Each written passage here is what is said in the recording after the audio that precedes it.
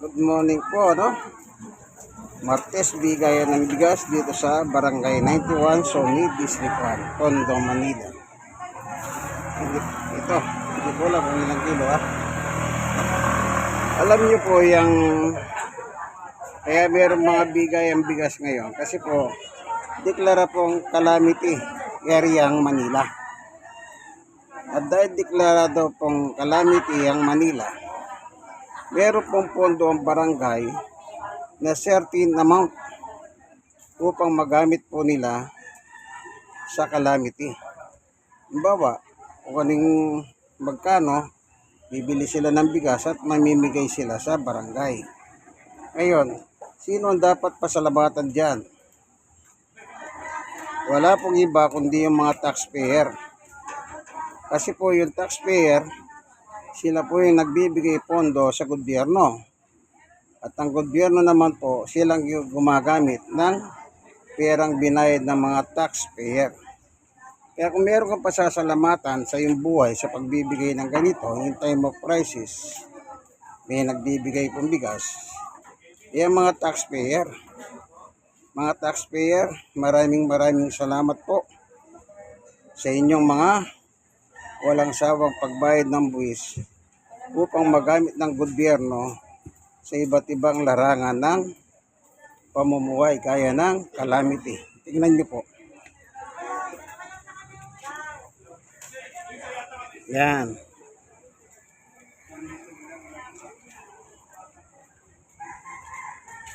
Yung calamity fund po, pinagkatiwala sa mga barangay.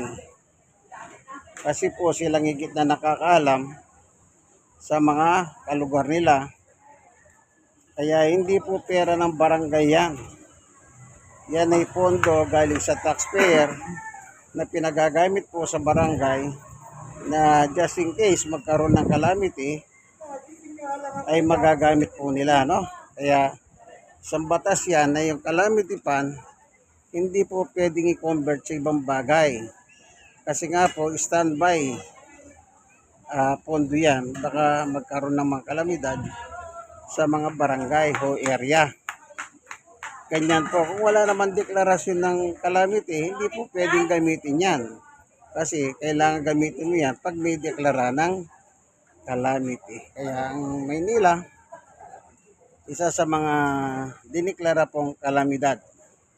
Kaya may perang nagagamit dahil po sa pondo na galing sa mga taxpayer. Kaya maraming salamat sa inyo mga taxpayer na hindi kayo nagsasawang maghulog o magbayad ng inyong mga buwis. Kayo po ang tunay na bayani. Ako, 20 years old pa lang ako, naghanap buhay na ako sa private sector at nagbayad na ako ng buwis.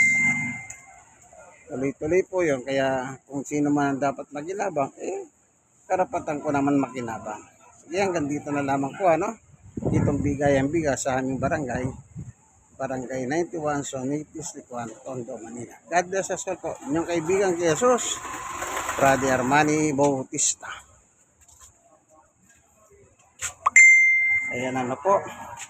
Sana medyo naliwanagan kayo kasi nangyayari napopoliticize ang pera sa calamity na para bang nagmula sa kabulsa ng mga nanunungkulan sa barangay o ng mayor.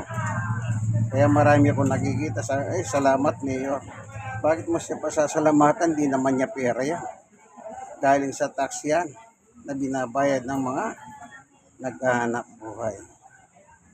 Po, tandaan niyo po, ang pasasalamatin natin ay mga taxpayer. God bless us all po. Bye-bye. Yung kaibigan kay Jesus, Brother Armani Bautista.